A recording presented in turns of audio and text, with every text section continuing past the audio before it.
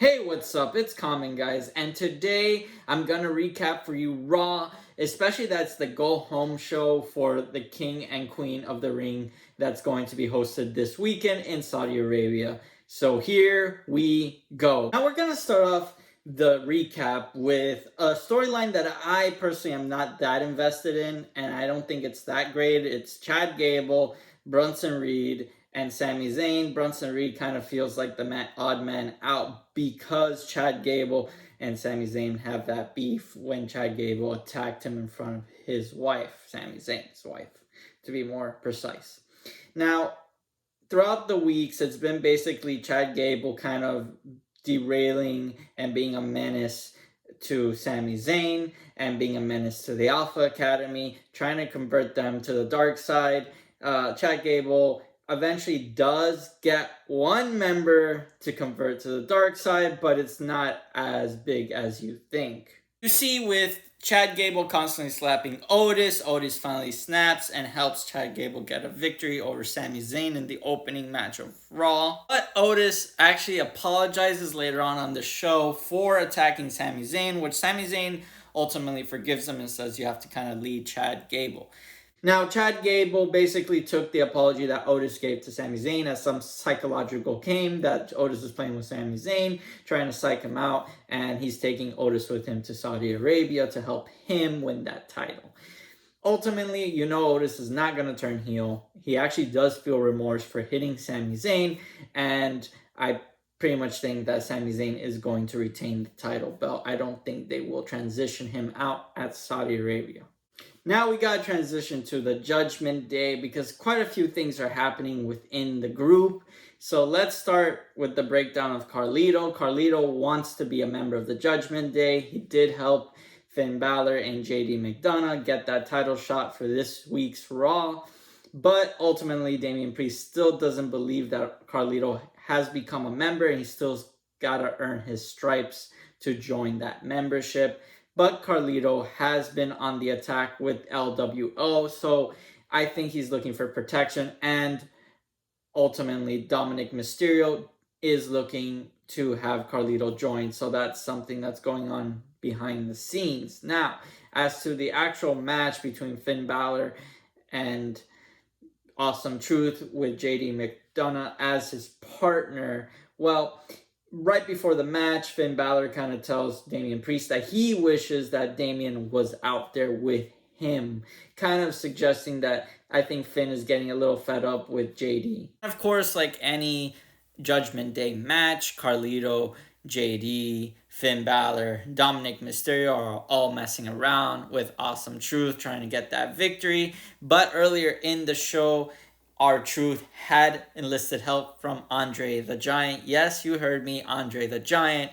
But in reality, you know, Miz told him the truth. Andre is no longer with us. And what he truly meant to say was Braun Strowman was the person he enlisted for help. Braun Strowman goes on a tear, taking out Carlito, helping kind of corral JD McDonough into Awesome Truth's hands to ultimately get that win. Now, before I move on from the Judgment Day, there was a segment with Drew in the backstage where Drew McIntyre basically says to Damian Priest that you're spreading yourself way too thin.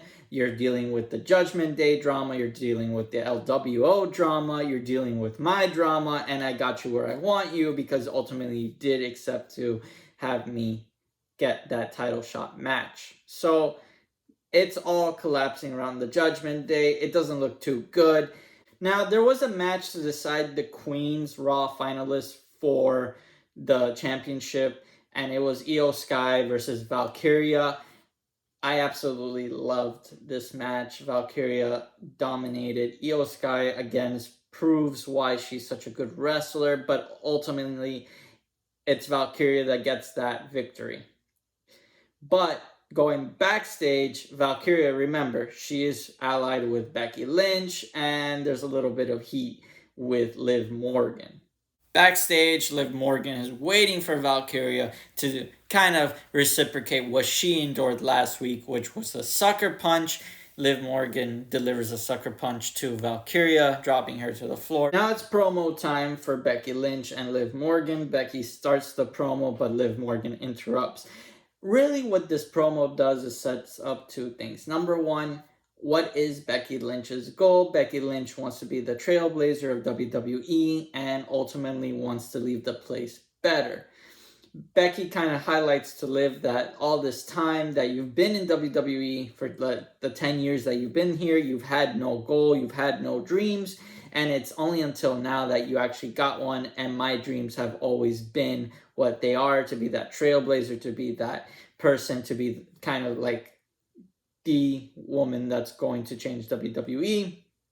Liv Morgan reiterates that this is the revenge tour and ultimately tells the crowd that Becky doesn't care about anything that she just said, that she just cares about herself, and that Liv is going to carry this title and be the head of the women's division like she rightfully deserves. After hearing Liv say all those things, Becky gets kind of angry and says, you know what, I don't want to wait anymore. Let's just have the match right now. Let me beat you around this ring.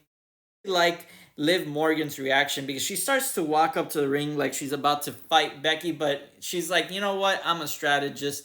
I'm not going to fight you. You got to wait to our match. Raw finalists for the King's match, it's Gunther versus Jey. Jey has an amazing intro. The crowd is going yeet, yeet, yeet.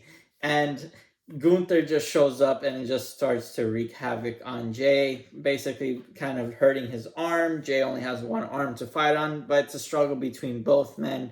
Jey ultimately gets that kind of spear on Gunther, but he hits the ref, and when he does the frog splash, the ref is slow to recover from the spear, and Gunther kind of kicks out and then gives Jey a submission move, ultimately making Jey pass out. Gunther does win. Now, my take on this, I'm kind of disappointed here, and this is why.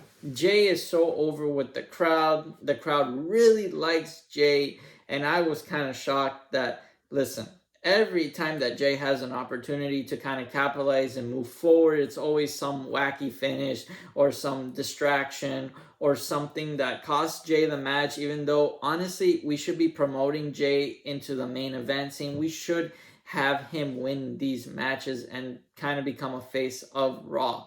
I like Gunther, but it's Jey's match. It's Jey's match to win. We already saw him lose once to Gunther with Jimmy interference. Now it's kind of like ref interference. I think Jey will eventually have his opportunity, but I personally think this is kind of like a giveaway as to what's going to happen on SmackDown with their finalists. I don't think it's going to be Tama Tonga. I think it's going to be Randy Orton. And just putting Gunther in there, I feel like it wasn't a great match idea, because Jey versus Randy Orton, with all the kind of history they have with each other, it would have been so great to see. But Gunther's still a great wrestler.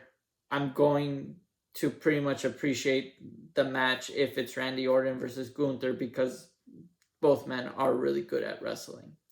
And with that, that kind of recaps Raw. Let me know what you thought about the Jey versus Gunther fight. Did you want Jey to win? Did you want Gunther to win? Let me know in the comments down below. Please like, subscribe, and see you on the next one.